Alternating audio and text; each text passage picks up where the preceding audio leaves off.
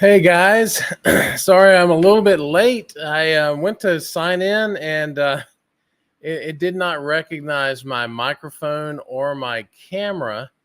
And so I didn't think I could do a live stream without you being able to see me or hear me. It would have been really been a tough thing. I started to say something, but it's just not appropriate. So anyway, so yeah, I was at a loss. I didn't know what to do. I've done this.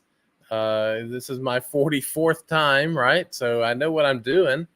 And all of a sudden it just like wouldn't even recognize anything. Of course, I'm having issues with my Microsoft Excel, and come to find out, so is everybody else. If you are pulling data, stock data, then for some reason Excel is not pulling that info right now. So we but we got to work around on all this stuff, man, because we are stock selectors. But we got a cool show tonight, guys. We're going to talk about a question that I got, which I think is a really good question. I'm looking forward to answering that. And then I want to talk to you about some stock moves, some portfolio moves that I made today. My last portfolio update or move, I guess, of any substance was about a month ago. I did sell off some shares about a week ago, but that was not because of the portfolio. What I was trying to do there is to prepare for some gifts that we're going to give at the end of the year. So, with the market high and everything, I thought it'd be a good time just to sell off some shares and have that cash sitting, waiting for that to happen. So, saying all that to say, this is the first time in about, I don't know, 4 to 6 weeks that I made a substantive move in the portfolio. Looking forward to sharing with you about that as well. So before we do that, let me see who else here. Oh, and I got thinking as I was preparing for tonight that on this show, on this live stream, we talk about stocks, but we also talk about the birds and the bees. I got chickens and I got bees. So on this show, it's about the birds and the bees, guys. So, but keep it clean. Keep it clean. That's all I ask. All right, let's see who all's on here tonight. We got Shannon. Good to see you, my friend. Yes, the market was a bit red today. And the Oracle of Alabama. I don't know if that's saying much, Michael, but I appreciate the comment. Bob Wright's on. Stock portfolio was in the green, but the ETF portfolio was red. Not a good day, not a great day. Yeah. It's you got to take, we've been kind of spoiled here lately, right? I mean, this year we've had a few drawbacks, but overall it's been pretty consistently up. So sometimes we can get kind of lulled to sleep thinking that it's always going to go up, but it doesn't always go up. And that's why we are investors. That's why we're not traders. We're investors. So, I would just say, take heart, because the market's going to go up and it's going to go down. But in the long term, we want it going up. That's what we want. All right. The stream's always fun. Well, I'm glad you think so, Bob. We just do the best we can, right? Of course, we got our friend ex-dividend dad in the house. Good to see you, my friend. So, hot take here today. I suspect bad earnings from UNP, Union Pacific. I really thought you were going to say UNH because of all the healthcare stuff we've been going through. But so Union Pacific, huh? Well, that's interesting. Look forward to seeing that. We'll test it, see how good your predictors are. Pat's in the house. Good to see you. Michael Swami is here. Good to see you, Michael. And guesses on the new position. So, it'd be good to kind of see what that is. Now, ex-dividend dad, he's being really kind because I did actually share with him what it is today. But he says that his guess is Union Pacific. But no, that's not correct. GameStop is not it. I'm not into meme stocks at all. Still has the original Nintendo. Actually, I might have one around here somewhere. Now that you say that. So, LVMH Group. Rust Moments says LVMH Group. That's a good guess. And welcome to the program, my friend. Good to see you. And Jim Betts has made it. Good job, Jim. Jim, I shared a little meme on the Discord today. When I read it, it reminded me of you. So I just put it out there for everybody. But you can go take a look at that if you want. And by the way, if you are not a member of the Discord, check in the comments. There's a link there. It's free to join. We we enjoy this live stream once a week. But, every day is a fun day in the Discord. So join us there if you are of a mind. And yes, did I hit 10 minutes? Actually, I think I came in at about 7 minutes. So, but and what's weird is that when I was just about to give up, I had tried everything. I clicked on it one more time and it worked. I did nothing different. It's crazy. Bernard, good to see you, my friend. Yeah, good to see you, buddy. Let's see. Who else is here? Yeah, thought I was out tending to the bees in the barn again. Hey, you know what? I did tend to the bees yesterday. And so those of you who don't really know much about bees, here, I'll take this pen out of my pocket. There's something called a queen excluder, and some beekeepers use them, some beekeepers don't. What it does is you have a couple of brood chambers down at the bottom. That's where the queen lays her eggs. And so the bees put pollen and honey around those eggs. And so they work that. That's their brood chamber. That's the thing that keeps them moving, keeps their hive alive. But then above that, we want them to store their extra honey. And that's where we get our honey from. But if you leave that open, if you just allow the queen to go wherever, she may start laying eggs in the frames that you want honey in, and that's not a good thing. So I use these things called queen excluders, and they sit on top of the brood chamber. They allow the bees to pass through, but not the queen. She's a little bit bigger, so the queen can't go through there. However, in the wintertime, the queen is in the middle of I'm sorry, let me back up. In the wintertime, in order to stay warm, bees do what's called cluster. They will cluster if it gets below 58 degrees. They will cluster together. They will vibrate their wings, create heat inside the hive. And then throughout the winter, they will kind of eat their stores of honey that they have. And they will do that starting from the bottom of the hive, and then they will move up. The issue, if you have a queen excluder, is that if you don't remove those in the wintertime and that cluster moves up, the bees can work through there, but the queen cannot.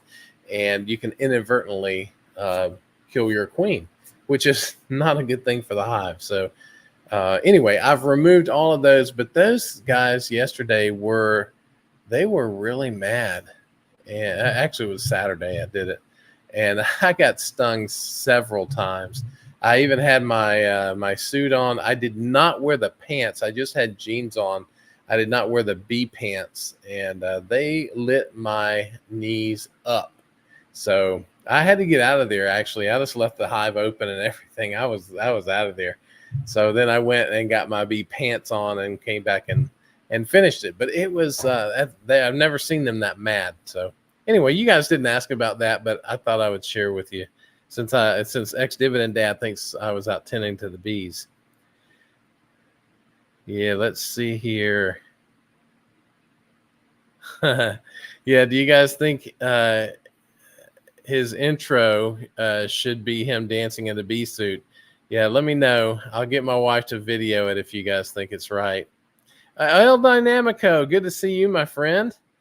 And I hope all is well with you. I'm going to save that one. Let's see if there's anybody else in here. Oh, we got Brad Durfee. Good to see you, man. Glad you made it tonight. Billy Johnson. Good to see you here, my friend. Fast Eddie. Good, man. We got the cast of characters here. Run DMS is here, and Honeybee. I bet you enjoyed that story about the bees. So, oh, we got RoboHand Tech is here. Just the cast of characters. It's good to have you guys here tonight. So, I think what we're going to do is we're going to start. We're going to start with. I'm going to go back up a little bit so that I don't lose my place here. Yeah, I'll just do that.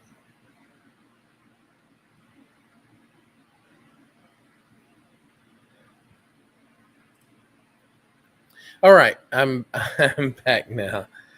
I'm just reading your comments here. They're actually really funny. So, all right, let's go ahead and get started with what we're going to talk about tonight. The first thing I want to talk about are the questions for Kevin. So I had one, and it's from my buddy, ex-dividend dad. And here is the question. The question is, I'm looking at insurance outside of medical. If you had to pick between these companies to invest in, which one would it be and why? So I just remembered that I didn't pull that up. Oh no, I don't have to. It's on. I put it in the slideshow. All right, never mind. Sorry, senior moment. So anyway, he's selected Aflac, Allstate, Travelers, Chubb, and Manulife. Those are the 5. And he says, I can add another surprise pick if I would like, but not Berkshire. So we're limited in not being able to select Berkshire. So what I thought I would do is I put together just a little bit of a spreadsheet of data around these 5, and I added 2 more just for fun. So, and here's the slide. Hopefully you can see this, but we basically got Aflac. I'll go through these one at a time. Aflac, the Morningstar fair value, they don't really cover this, but they do have a quantitative value. They say it's around 105.64. The stock price is trading around 112.66. I don't think I will tell you what the stock prices are. What matters is what's the percentage of the fair value. It's trading about 7% above its fair value. It has, according to Morningstar, a narrow moat with a 1.8% dividend yield and a 99 dividend safety. Fast Graphs, when I looked at it, it said that it was overvalued. And the top analysts, according to Tip Ranks, have a average consensus price of around 101. I think that's what it's going to be a year from now. So there is a downside of 10% to Aflac. So item number 2 is Allstate. They're trading at about 40% above Morningstar's fair value. There is no moat according to Morningstar. They have a yield of about 1.9%. Dividend safety rating is about an 80, which is still not bad. According to Fast Graphs, they're overvalued. And they have an 8% upside, according to analysts. Travelers, about 21% above its fair value. It's got a narrow moat, according to Morningstar. It has a 1.6% dividend yield, a dividend safety score of 78. It is overvalued, according to Fast Graphs, and it has a 13% downside, according to analysts. So then I go to Chubb, and I see that it is 22% above fair value, has a narrow moat, 1.2% yield, 99 dividend safety rating, so very good dividend safety. Undervalued, according to Fast Graphs, and the analysts say that it's going to have about a 1% downside over the next year. When I go to Manulife, it's 19% above its fair value, according to Morningstar. It has no moat, according to Morningstar. It's got a 3.9% yield, so its yield is a lot higher. It's got a 49 unsafe dividend rating, so that would be kind of a problem, I think. Overvalued, according to Fast Graphs, and about a 1% upside, according to analysts. Prudential is one that I added, and it is 17% above its fair value. It has no moat. It has a 4.1% yield with a 75 dividend safety rating, so that's pretty good. It's fair valued according to Fast Graphs, and top analysts say that there's a 2% downside to the stock. Then we come to MetLife, which is about 25% above Morningstar's fair value. It has no moat, 2.6% yield, 79 dividend safety rating. It is fair valued according to Fast Graphs and about a 9% upside with all the top analysts that cover it. So here we have 7 insurance companies. And so the question is that he's asking, if you had to pick one, and ex-dividend dad, I'm thinking, you're sitting there with a gun to my head, you're making me pick one. I have owned 4 of these 7 at one point or another, and I don't own any of them now. If you just look at the percentage of the fair value, they're all overvalued in my opinion. Very few of them have a distinguishable moat, and other than Manulife and Prudential, the yields are relatively small, and there's just not much upside. Some of them have downside from the analyst perspective. So rather than walk you through for all 7 of these, the apps, I just thought I would just lay this out like this. So if I had to pick one, if you're making me pick one, you know what I'm going to pick? And it's probably not what you think I'm going to pick. I'm going to pick Chubb, this guy right here. Why is that? Because I think it is probably the best quality insurance company out there. You can see that it is overvalued, but it does have a narrow moat, and that means that they will be able to maintain their margins over the next 10 years. Then its dividend yield is a bit low, but look at the dividend safety. It is 99. It's undervalued according to Fast Graphs, and analysts are saying, hey, it's going to hold its own over the next year. So, I'm not just overly excited about this space at the moment, but if I had to pick one because of quality, I would pick Chubb. So hopefully that's helpful. What would you guys pick? Would you guys pick something different, or are there others that we should have considered in this analysis? So good question, ex-dividend dad. I appreciate the homework assignment here, but I actually had fun with it. It was kind of fun. All right, moving on then. Let's go to the portfolio moves that I made. I'm going to just go ahead and get all of this out of the way, and we can just chat. All right, so my first portfolio move, drum roll, was to sell 140 shares of Johnson & Johnson, reducing my position from 390 shares, which is 3.9%, to 250 shares, which is the normal weight for my portfolio at 2.5%. So why did I do that? I had overloaded or overweighted Johnson & Johnson when the talc issue was out there. That's getting to be more and more settled. It has recovered its fair value.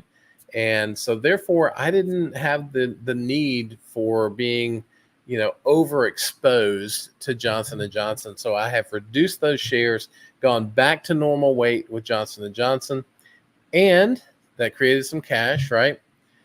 But I also sold something else. I sold 90 shares of Air Products. I reduced from 215 shares, which was 4.3%, to 125 shares, which is normal weight, 2.5%. I did not get out of either of these stocks. I had overloaded on both of them because of their intrinsic value. I felt they were trading well below their intrinsic value. That certainly came true for Air Products. It is now $300 and something. I sold it for over $330. I remember buying it at around 220 or so, 224, something like that. So it has served its purpose. Me overweighting that position served its purpose. Now it's time to reduce that down to a normal weight. Let it just move as normal. I'm not selling out of Air Products. I'm not selling out of Johnson and Johnson, but I'm reducing them down to normal weight in the portfolio. But that did create some cash, so I needed to buy a stock. And actually, it is listed in here. I forget who said it. I think maybe it was Billy. And I ended up buying 60 shares of Elevance Health to start a position in this undervalued stock. It is, I said at 1.5%. It actually came in at 1.6 because I'm not sure why, but anyway, it ended up at 1.6% of the portfolio. So the new position is Elevance Health. It's really the parent company of insurance names like Blue Cross Blue Shield. They're having a tough time with this whole Medicaid issue. Cigna's having a tough time. Humana's having a tough time. But based on my due diligence, based on my modeling, I think Elevance Health is the better of those to be in at this point. So I picked Elevance Health, started a position with 60 shares. Hopefully some of you guys are. I know Zal, I don't know if Zal's in here, but I know Zal has been buying some ELV. So there you go. That's what I did today, guys. Those were some big moves for me. That's a lot of cash moving around in the portfolio. But if we get time at the end of the stream, I'll show you what XL is doing. It really is messing up everything.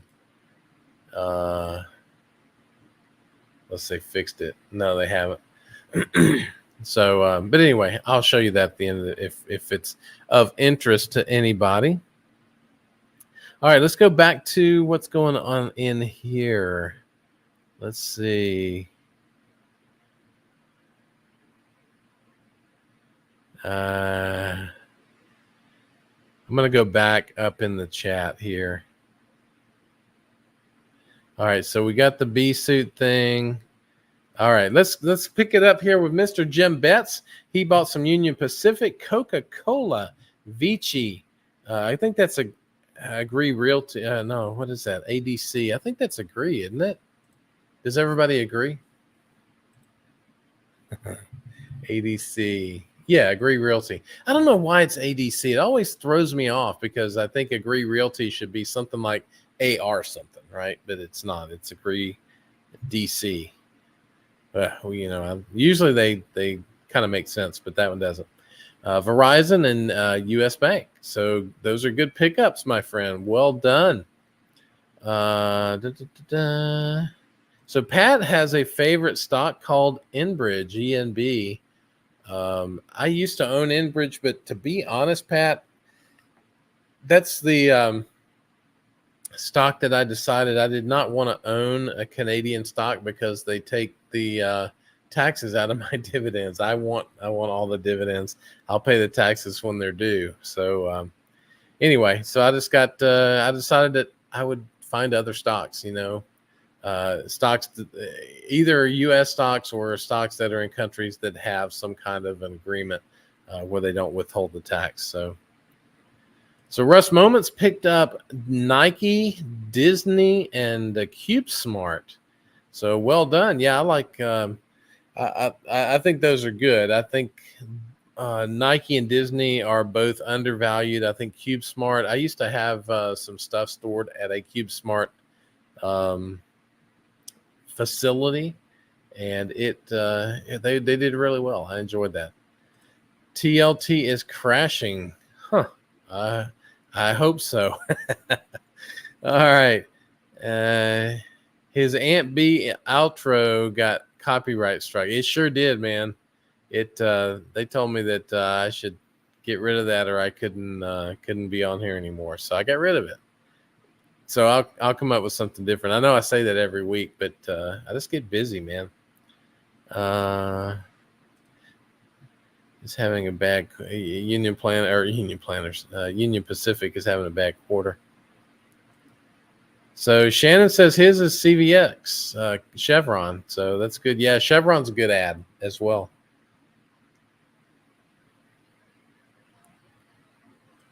Yes, that is right. I already own Chevron. And all right, so I think we're back to here. And it is Billy who actually guessed it. It was ELV.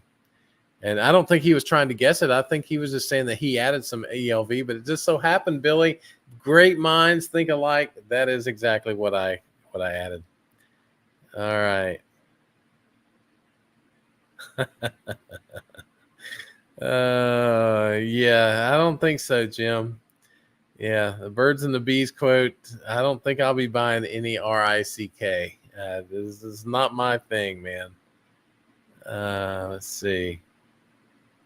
Yeah, El Dynamico is guessing Walgreens Boots Alliance, but it was a joke because he knows I'm not a fan of Walgreens Boots Alliance. All right, let's see here.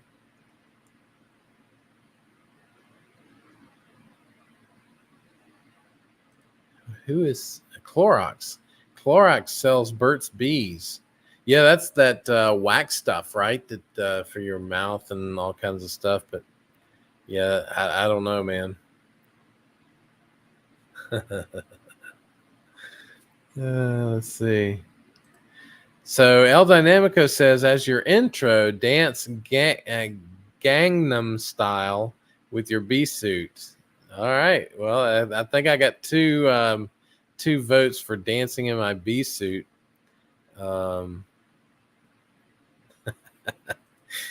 There's a second to the motion. Now it's time for discussion. Yeah, that's right. Robo Hand Tech, Travelers, all of them are high, I think. Yeah, just summarized Indecision 2024. And thanks for answering. Yeah, absolutely, man. I appreciate you asking the question. It kind of helps me because I can sit around and I can think about things to put on here, but it's really helpful when I know what you guys are interested in and what you want to hear about. So, and sometimes it's things that just aren't on my mind. So, hey, Kenji, you're never late, my friend. You're always on time. So, Jim Betts has Manulife. An alpha spread shows the intrinsic value, the base case is 56.83 compared to the current market price of 41.57. It's undervalued by 27%. That's wild. Let me pull up just for grins. It's Manulife. I'm signing into Fast Graphs. It's a little bit slow. MFC.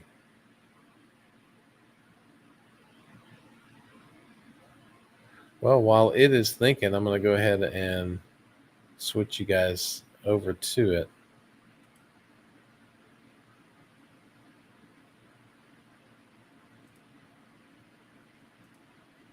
Here we go.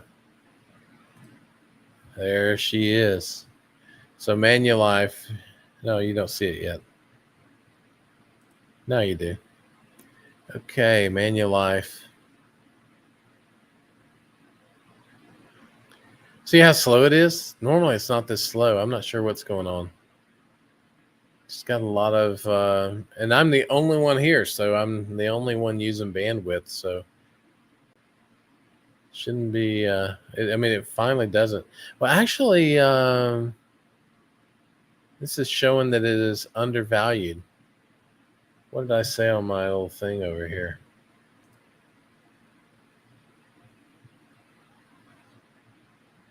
I said it was overvalued. I don't know why.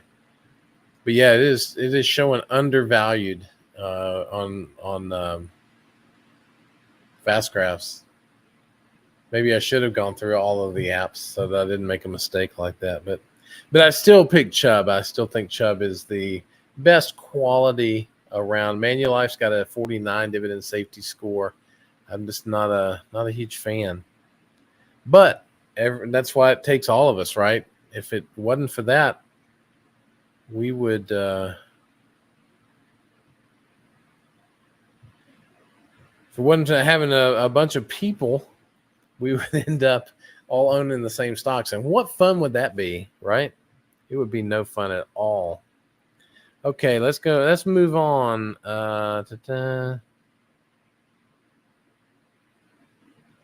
Yeah, so Jim's making a case for Manulife, so that's good. So he's got 2 buys, 1 strong buy on Seeking Alpha, valuation grade of B minus. So yeah, I mean, I just like the quality of Chubb. So here we go. If you paid Chubb with Rick, that's an interesting combo. Yes, it is, my friend. Oh yeah, so Kenji uses Progressive, so that's something we could have looked into. Yeah, Billy says he loaded up on ELV. So I've started a position. I don't know if it's at the bottom yet. Maybe it is, maybe it isn't. But if it's not at the bottom, I mean, I may just average down and continue to build the position over time. It's kind of the way I like to do it. But Kenji has 1.5 to 2% of elements, so that's good. Thinking of unloading Comcast and buying TMUS. Thoughts? Yeah, so my first thought is I think it's a great move to unload Comcast. I used to own Comcast and did some strategic research on it, and just felt that it didn't have a good strategy. I mean, it's got some great cash flow. It's got this cable business that is, I mean, it is just a cash cow, right? It is producing cash, and that's why I was interested in it to start with. But then they've gone and bought, some assets in England. I think it's called Sky or something like that. They bought, Universal and NBC. I think it's NBC. So then they're working on putting this content together. It just really reminds me of an AT&T, or what was that other one? Discovery. I think that came out of the AT&T debacle. So I just don't know that they have a good vision, a good view of how they're going to add value for shareholders in the future. The good thing is they got a lot of cash to do it with, but the bad thing is I don't see it. I don't know. So I think the unloading of MCSA, which is Comcast, is a good idea. And T-Mobile, they just started paying a dividend, and I think T-Mobile is doing well. At some point, and I think they've done really well because they've been smaller and they've been growing into this space. They've been taking market share away from Verizon and AT&T, which maybe that's maybe they'll continue to do that, but at some point they will get to a place where they're just not going to grow as quickly. I do think they are still a good investment, though. I have not looked at the pricing of them lately. Let me see what, just for the heck of it. Yeah, so here, I'll just show it. If I can get back here. There we go. I'll take this off. So this is T-Mobile from Fastgraphs, and it's basically in the middle between this I guess they're using the 16.74 PE ratio, and compared to historically, it's been running about a 40 PE. And so, they're saying that, it's around 25 PE. So I would say it is, it's, a good value. I don't know if it's a great value, but it is a good value. So let me back this down to 10 years and see what happens. Yeah, I think I think it's a pretty decent value. So, Michael, I mean, if you're looking for my thoughts on it, I don't think that's a bad trade. I don't think it's a bad trade going from Comcast to T-Mobile. So, yeah, that looks good to me, man. Let's see. Yeah, Pat, you're right. You do get credit on the USA taxes, but it's at the end of the year, and you have to remember to put it on there. And I just, it's just too much complication for me. I like to keep things as simple as I can. So it's not that there's anything wrong with it. It's just that that's just not what I like to do. So yeah, Billy's about 1.6. Also, man, we are just like twinsies today. So I'm 1.6 as well on ELV, and we'll add a little more if it drops anymore. There you go. Oh yeah, he said he guessed it and added ELV. That's good. All right, awesome. So what's the top stock on your watch list outside of ELV? Well, I'm glad you asked because I will show you. I'll get over here to it. Now, just to let you know, this is it's fixed. Oh, cool. So Microsoft's showing how good of a customer service group they are. They have now fixed the formula issue. So now I can take you over there. I was going to give this caveat that it's older data because the data is not updating, and so now all of a sudden, poof, it's updating. So good stuff. Let me get rid of fast graphs here. So do you guys want to know what my top picks are? That's what I'm about to show you. I will take you there as soon as I can figure out how to get over there. There we go. All right, I'm going to have to take that off. All right, here's my top ones. I'm going to just factor out the buys. Factor in only the buys. So here are my 7 buys. My top one is Elevance Health. We've already talked about that. You can see here that it's actually ended the day at 1.54%. So it started the day at 1.6, and somehow it ended up at 1.54. Oh, because it actually went down. So it went down today. I lost a little money.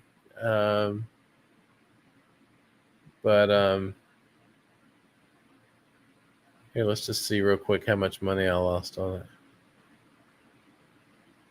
I lost $224, 0.88%, so that's not too bad. Okay, so we got Elevance Health. My number 2 would be Google or Alphabet. That would be my number 2. I'm not buying that because I have it at about 3% already, and if it wants to be higher in the portfolio, I'm going to need a little better price for it. Hess Midstream is always a buy for me. You can see. Oh, let me back up here for a second. Elevance Health, I'm calculating a 19% annual return potential. Analysts are coming in at about 37%. So they are looking for some really cool stuff out of Elevance. And I think it's good. It's 77% of its fair value. That's 23% discount. It's got a dividend safety rating of 99. That is so good. So I don't think there's a downside to this if you're a long-term investor.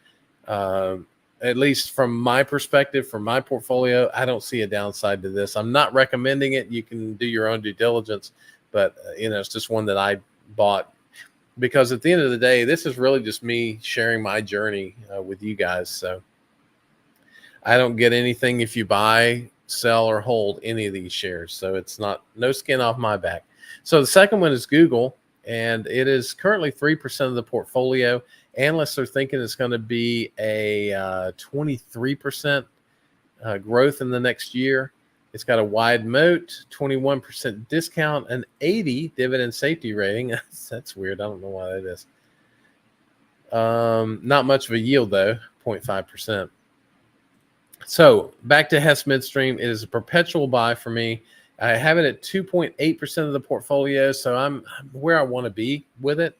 But I do rate it as a buy. If I didn't have any, I would be buying some right now. I think there's going to be a 17% return, and analysts are saying 18%. It does not have a moat. So just be aware of that. And then it's trading right at its fair value. So it is. And then it's got a dividend safety rating of 40. And I believe that would be because they only have a single customer. We talked about that ad nauseum. But it does have a 7.5% dividend yield.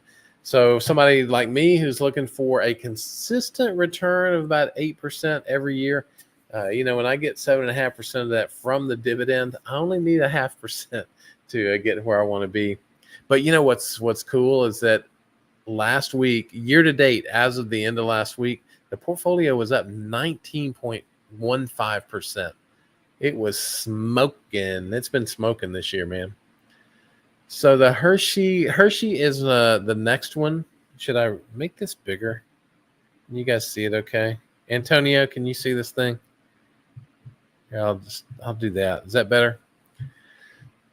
Oops. Okay, Hershey would be next. I do consider them a buy at this price. They have been trading up around 200 to 10. They're now back in the low 180s. And so I think at this price, they are a buy for a long-term investor. I'm saying they're going to be a 16% return. The analysts are saying 7%, but either way, 7%. Some years 7% is a great return, right? So I don't think that's a horrible thing. They have a wide moat, 12% discount to fair value, and a 80 dividend safety. So my fourth one would be Microsoft. I am not buying it now because I have 4.8% of the portfolio in Microsoft. I think it's going to be 15%. Analysts are saying 20%. We all know about Microsoft. It's got a wide moat, 15% discount, and a 99 dividend safety rating, the highest dividend safety rating they have. My last two would be Chevron and Verizon. Both of these are more for the income investor, the one who wants income. Chevron has a 4.3% dividend yield, while Verizon has a 6.2%. I think it's going to be a 14% return for Chevron. Analysts are saying 17. For Verizon, I'm saying 13. Analysts are saying 14. And they both have narrow moats. They're both at a 14 to 18% discount. Chevron has a 90 dividend safety, while Verizon has a 70. So those are my top 7.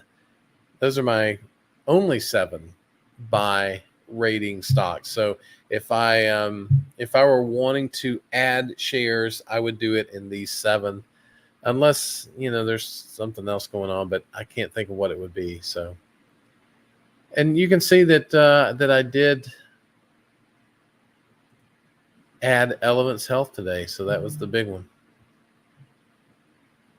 All right, let's go back to here. So good question, X Dividend. You are like on a roll, man.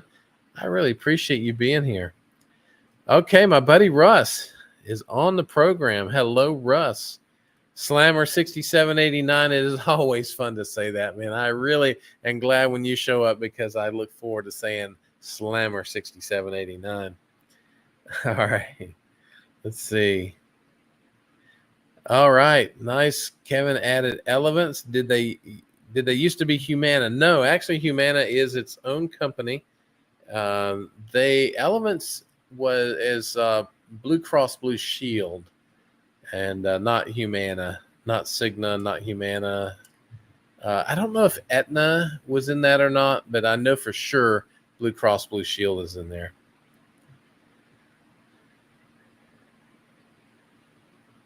So let's see. RoboHand Tech says most healthcare I have is Pfizer, Eli Lilly, and I don't know who DHR is. DHR, maybe I should know who that is. Oh, Danaher, yeah, Danaher Corp. So that's great stuff.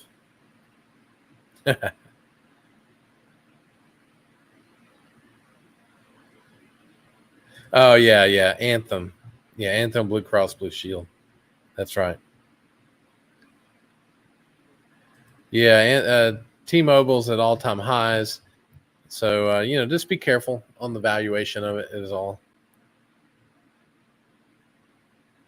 Let's see here.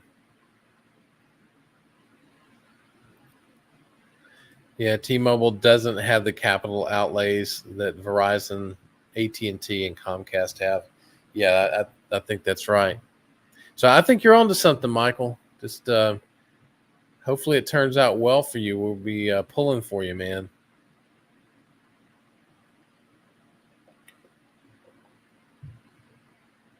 Yeah, that's a good point, Russ. So he avoided many companies at all-time highs to buy the 52-week lows. So, and all of us fall into that trap, right? Where we think that because a stock is low and cheap, that it's worth buying. And sometimes it is not the stocks that are the cheapest that are worth buying, but the ones who are the highest. And so that's why I kind of do what I do. I do the spreadsheet model to kind of help me understand what I want to invest in. And I track, how many stocks do I track in here?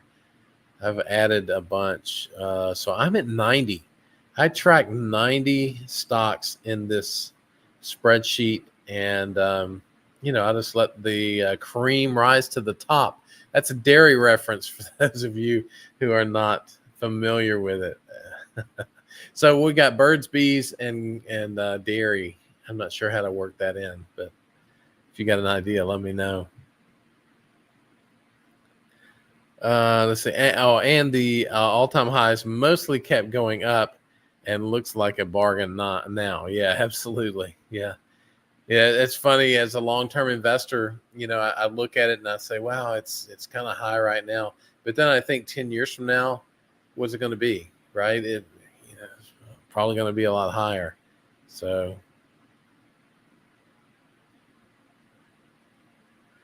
let's see, what else do we have here?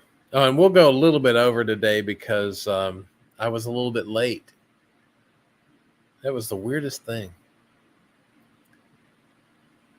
Yeah, Michael says he doesn't concern himself with price. I just buy if I believe a stock, if I believe in a stock, it's worked well for 30 years, 30 or so years. So see no need to change. I agree. It's really for me about where is it trading compared to its intrinsic value, and then you know just kind of go from there. That's the way I do it. Yeah, yeah. Run DMS got crushed today. I was down. Let me see. I think 0.42. Yeah, I was down 0.42%. So, but that's not. That's. Oh, I want to show you guys something else. You guys ready for this? I don't know if I'm ready for this. Okay, here we go. I want to share this screen with you. Hold on.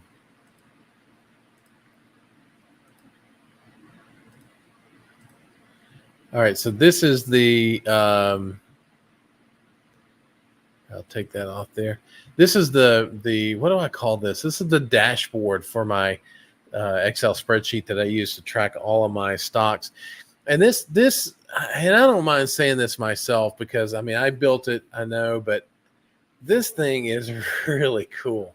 It takes every transaction that I've done since I retired, April of 2021, and it keeps track of everything, not only what I currently have, what its value is, and how well I'm doing on that, but every transaction I've made since April of 2021. So I can't hide, right? You can buy a stock and then lose a lot of money on it, sell it, get it out of the portfolio, and you no longer see it. That's not the way I do it. It continues to be there. So, but anyway, that's neither here nor there. What I wanted to show you is, let me make this a little bigger.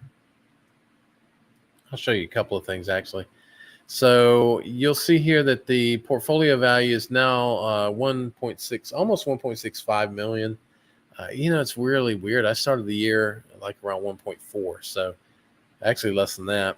You see the year to date, the return is $290,532, which is awesome, I think. And so you have to back out today. I only update this weekly, so back out $7,000. So I'm at about 283 now. So I'm going to be looking for hitting that 300K mark. I think that's going to be a cool, exciting time. If that happens, I don't know what I'll do. We'll do something special on the broadcast if that happens. But here's some other cool stuff. I added this chart this week. It's called Investments by Moat. So I have, some ETFs. So about a third of my portfolio is ETFs. I think you can see that.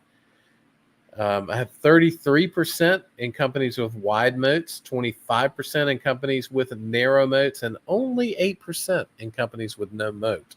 So I think that's not a bad thing either.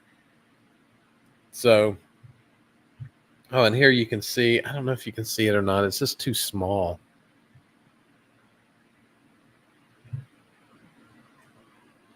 There we go. I said 19.15. It's 19.10% is where I'm at year to date in the return. So, and when I'm expecting 8, that is not a bad deal. I'm really excited about that. So it's been a great year. They don't all happen this way, so we just got to enjoy them while we can. That's the way I kind of look at it. All right, let's see here. Where did I leave off? So my thoughts, this is Shannon. My thoughts on ADM, Archer Daniels Midland. I did a little short-term trade in ADM earlier this year. They had an issue where they had I guess it was a CFO who was cooking the books a little bit from an internal perspective. There was a lot of questions around, what the SEC was going to find out, and were they going to actually hit the earnings that they were going to hit. So I saw an opportunity based on what info was coming from the company. I saw an opportunity to make a little bit of money there, and I did that. I don't have it as one of my long-term companies though. It's just a little too cyclical for me.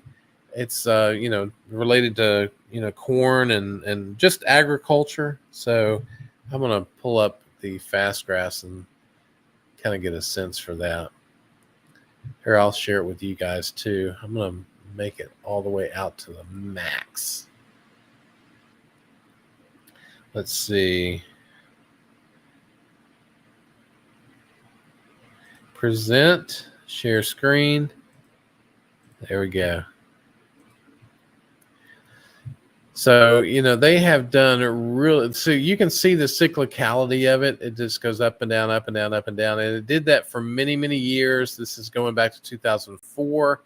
So if I were to take the first dot here, which is July of 2004, and run it over to April of 2020, let's just say, no, July of 2020, that's giving me a rate of return of 7.46% per year.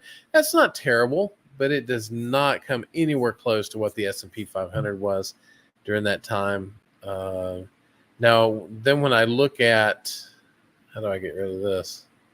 There we go. So if I were to say, hey, let's go from July of 2020 to now, it's more like an 11.52% return, but it's certainly had a lot of volatility. See that volatility going on?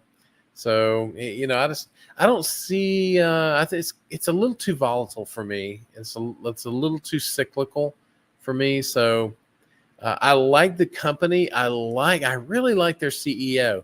I think he's got a lot of ethics, which is really hard to find these days. So I think, as far as the company goes, as far as the management team, I'm confident in their management team. Just not really wild about the business itself. So hopefully that helps. Let me get rid of that. There we go. Probably more than you asked for, but yeah. El Dynamico says he sees that. I'm glad, brother. Yeah, I've got some jokes, man. Let's see. Yeah, 20% gain is it's supercharged, man. It is really cool when years like this come around. So like I say, we have to stop and smell the roses. We have to enjoy these times while we can, because there's going to be times that it, kind of goes the opposite way on us, and we hit a bear market. Maybe the Fed reduced rates too soon. Maybe they waited too late. Maybe, who knows? But for right now, things are looking pretty good. Verizon is 3.62% of Jim's portfolio. $17 away from cracking the top 10. I'd sell for even 10% upside on it. There you go. Awesome. Oh, CVS bought Aetna. So CVS is struggling, I think. And that's probably part of it, right? Because of this whole healthcare issue. Yeah, it does separate them from Walgreens Boots Alliance. Greg, man, good to see you, buddy. He says he's late, starting from the beginning. Have a good one. Hopefully you'll catch up with us, man. Wow, my buddy Ryan Williams is here. Hey, thanks, man. Yeah, it's I'm excited about ELV. I think it's going to be a good part of the portfolio. It adds a little bit. Now, I do have also United Health Group in my portfolio, so I'm not going to get overly weighted on either of those. But hey, it is what it is, right? Gotta keep my cursor back here. Yeah, I knew Jim would come up with something. So we have birds, bees, and bovines. So that's good. I like that, my friend. So Russ says the stock price eventually follows earnings, right? Absolutely. If earnings keep increasing, the stock price will too. I think that's right. I mean, if you have a company that has a good moat and it grows over time, it may jump around on you, but at the end of the day, in the long term, it's going to grow. It's going to grow for you. Let's see. Yeah, man, I'll maybe I might get together with you and show you what I did. There's a lot of apps out there, and as a matter of fact, I used 4 of them because each of them had something different, and so now I just decided that, hey, I want to have something that has everything that I want from it. I don't think it's going to be usable for anybody else but me, because unless you're just like an aficionado of Excel, it's not heavily automated. All the formulas and stuff work, but in terms of building your portfolio, it's kind of a manual process. But it takes me less time to do this than it did to update 4 of the apps. So, but I still keep one app just in case something like what happened earlier did, where Microsoft lost its connectivity. So, yeah, I appreciate that, man. It's I'll show it to you sometime. Yeah, Russ, I'll show it to you too, buddy. We should just have a little get together, a little powwow on this thing. That'd be awesome. Let's see. Yeah, all the big dogs. Hey, I'm a little dog. Those 2 guys are the big dogs. I really appreciate you guys being here. So here we go. Let's see. Whoops. Russ says ABM had what's the deal with ADM and financial shenanigans?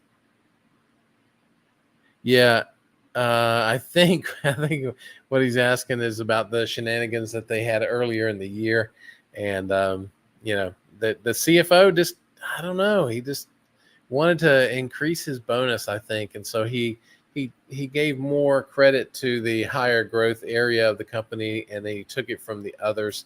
So overall, the numbers were fine, but the buckets within them, maybe they were fudged a little bit. So my understanding is he is no longer with the company. So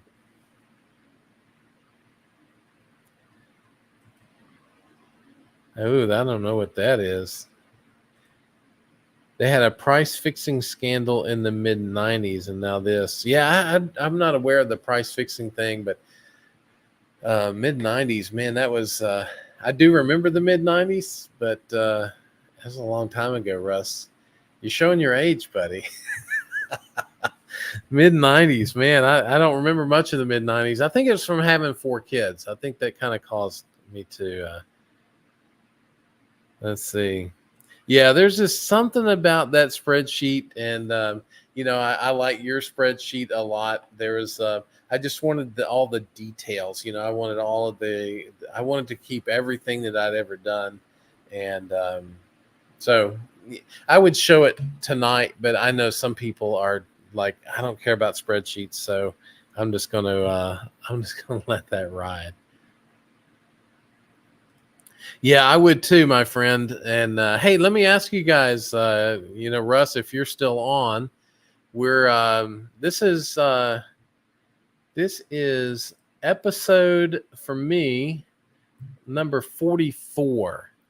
And so we talked about doing something special for episode 50, not to put you on the spot, but in the 6 more episodes will be episode 50. So just want to throw it out there, Ryan and Russ, if you guys are interested and willing to come on and do a special program for episode number 50. I would love that. And I think the group here would love that as well. So just let me know. And if not, let me down easy. All right, let's see. Michael says it was a small portion of the company overall. They kicked him to the curb, and I think they'll ultimately be fine. Yeah, I think that's right. I don't think that there's anything wrong with ADM. I think they just had a bad apple. So Russ only knows about it because Howard Buffett resigned from the company, and it was a story in the Snowball. Oh, cool. Awesome. Now, is Howard related to Warren? Maybe that's why it's in the Snowball. Yeah, it was 1985, and I was not thinking about investing. I agree with you, man. I didn't start long after that, though.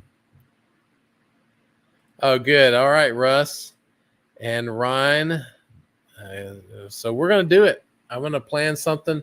It would be on a Monday night 6 weeks from now. If it's around Thanksgiving, we may kind of push it so that it works better for our schedules. But I'll get with you guys and let you know kind of. Then we got to think about something cool to do. So that would be awesome. Yeah, El Dynamico. Sorry about that, my friend. Some people cannot see the spreadsheets, and that is true. I apologize for that. But let me just say it looks really cool, man. Sorry about that.